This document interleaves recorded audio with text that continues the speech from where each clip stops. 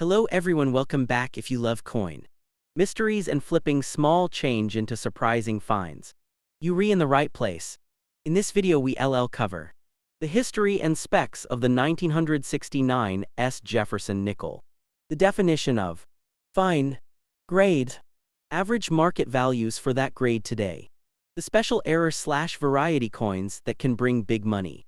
And practical tips for identifying and selling your coin. I'll show pictures and point out the exact details to check. Let us jump in. When most people look at a nickel, they think it's just 5 cents. But in the world of coin collecting, even a simple nickel can hold a story. And sometimes, surprising value. One coin that often sparks curiosity is the 1969 Jefferson nickel. This coin was struck at the San Francisco Mint. It carries the famous S Mint mark. And while it may seem ordinary at first glance, collectors know that every detail counts. In this video, we're going to take a deep dive into the 1969 nickel. Its history, its design, its grading, what fine condition really means, what the market says about its value today in U.S.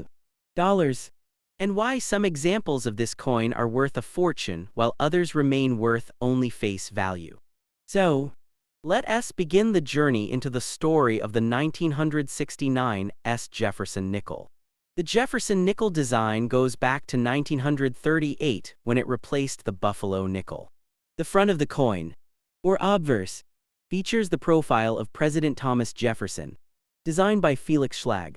The back, or reverse, shows Monticello, Jefferson's Virginia home. This design has been a familiar sight in American pockets for decades. By the late 1960s, coin production was in full swing, and the San Francisco Mint was busy striking millions of coins, including the 1969 nickel. In fact, more than 123 million business strike nickels with the S Mint mark were made that year. On top of that, proof coins were also struck in San Francisco, specially made for collectors with a mirror-like finish. Now let us talk about condition, because this is where most people get confused. The grading scale for coins runs from poor all the way to mint state. A coin in fine condition means it has been circulated and shows wear, but the design elements are still visible. On a Jefferson nickel in fine condition, Jefferson's hair will be smoothed down but still identifiable. His cheek and jawline are worn but clear, and Monticello on the reverse is visible, though the finer details like the steps are weak or blended. Fine condition coins are what you typically find in old change jars or coin rolls. They are not pristine, but they are not so worn that the design is barely there. So what is a 1969 nickel in fine condition worth in today's market? The truth is that for most ordinary circulated examples, the value is modest. Price guides and coin dealers typically place a fine condition 1969 nickel at just a few cents over face value, maybe up to $1 or $2 in some cases.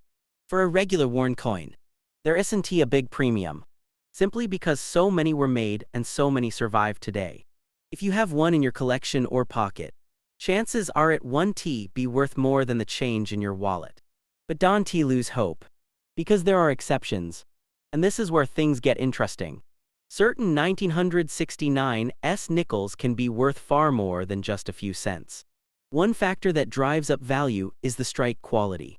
Collectors of Jefferson nickels pay close attention to the Monticello building on the reverse, especially the steps. When all 6 steps are fully visible and separated, it's called a full steps nickel. Full steps nickels are rare for many years, including 1969. Because striking quality at the time often left the steps weak or incomplete. If you manage to find a 1969 with full steps in high grade, the value can jump from a few dollars to hundreds, even more depending on condition. Then there are proof coins. The San Francisco Mint struck proof nickels in 1969 for collectors, and these are usually found with mirror-like fields and frosted devices. In lower grades, they might sell for only a couple of dollars, but in pristine proof 69 or proof 70 condition, especially with a strong cameo contrast, values can climb into the hundreds of dollars. These proof coins were never meant for circulation. So if you find one, it likely came from a proof set. Another factor that can skyrocket value is mint errors and varieties. In some years, double die nickels were produced, where parts of the design appear doubled due to a mistake in the die-making process. Off-center strikes, broad strikes, and other unusual mint errors also sometimes appear. A confirmed double die or dramatic error from 1969 could make a nickel worth hundreds, thousands, or even tens of thousands of dollars, depending on rarity and demand. In fact, there have been reports of rare Jefferson nickel varieties from this era selling for eye-popping prices at auction. While those are extraordinary and not the everyday coin, they show that even a small denomination like a nickel can turn into a valuable treasure if the right error is present. So how do you know if your 1969 nickel is just a common fine condition piece worth pocket change? Or something more? Start by examining the mint mark carefully. Make sure it is an S and not worn off. Look closely at the date and lettering for signs of doubling. Study Monticello on the back and pay special attention to the steps. If you can see complete steps, your coin might be worth much more than normal. A magnifying glass or a 10x loop can really help. Also, look for unusual shapes, off-center designs, or misaligned elements that could point to a mint error. If you think you have something unusual, don't clean the coin. Cleaning reduces its value significantly. Instead, take clear photographs and compare them with images of known varieties online. If you are still unsure, consider submitting your coin to a professional grading service like PCGS or NGC. These services can authenticate and grade your coin, giving you a certified value that collectors trust. Coins in slabs with official grades almost always sell for higher prices because buyers know exactly what they are getting. When it comes to selling, regular fine condition 1969 nickels might fetch only a few cents to a couple of dollars, depending on where you sell them. Coin shops may offer less since they need to resell, while online platforms like eBay may allow you to get closer to full collector value. For high-grade coins, proofs, full steps examples, or rare errors, auction houses and online auctions are often the best way to reach serious collectors willing to pay premium prices. To summarize, a typical 1969 Jefferson nickel in fine condition is worth very little beyond its face value, often just a few cents to a couple of dollars.